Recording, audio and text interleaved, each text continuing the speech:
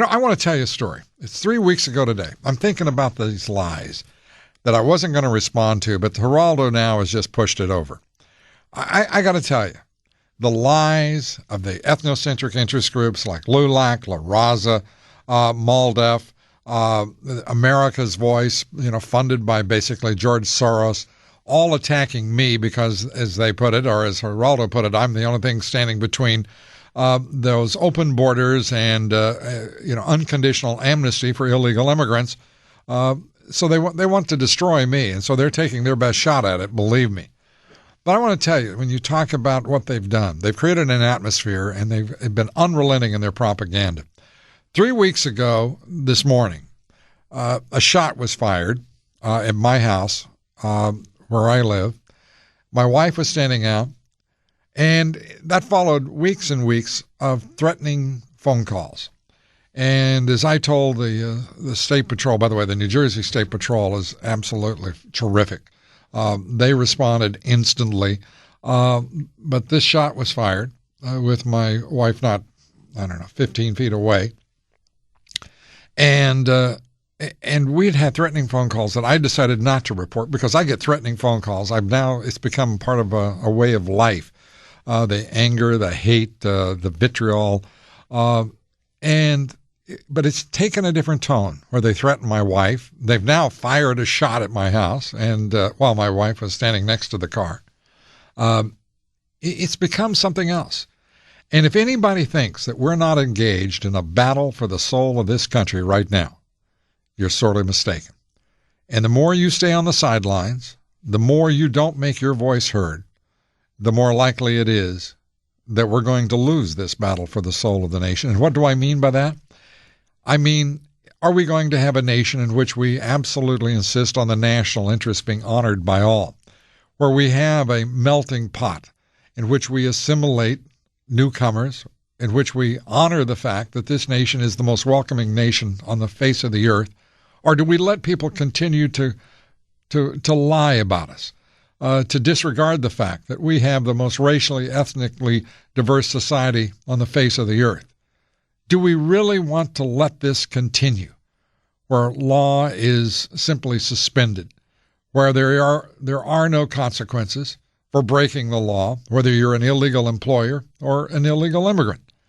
I have said all along that if we can stop the illegal employers, we won't have an illegal immigrant problem in this country.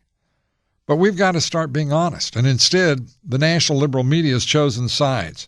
And they've decided that they're going to focus on the liberal view, which is that they will embrace illegal immigration no matter who is harmed, no matter how many laws are broken, or how few consequences there are for breaking those laws. My wife has now been, and I have been shot at, our driver. My house has been shot and hit. An investigation continues. I've had bodyguards now. And you know what? I'm not in the mood to put up with little fools like Geraldo Rivera. It's time that we really awaken to what is happening in this country. It is ugly. It has to stop. And we have to find the courage to elect congressmen and senators and, yes, presidents who will speak truth, not pander and not play politically correct games to ensure that truth is the last option, if you will, to put that in Harry Reid and Nancy Pelosi speak. We need to get real about what is happening in this country and understand that if this battle for the soul of the country is lost, so much is lost that follows. Respect for our laws, respect for our borders, our ports, our national sovereignty. And by the way, that respect demands at least an honest debate on Capitol Hill about illegal immigration. It demands an honest debate on the airwaves, like on this show. It demands that when cities put up sanctuary laws that protect illegal immigrants rather than their citizens, that somebody asks why. This is a time for citizens to be asking and demanding of their officials why.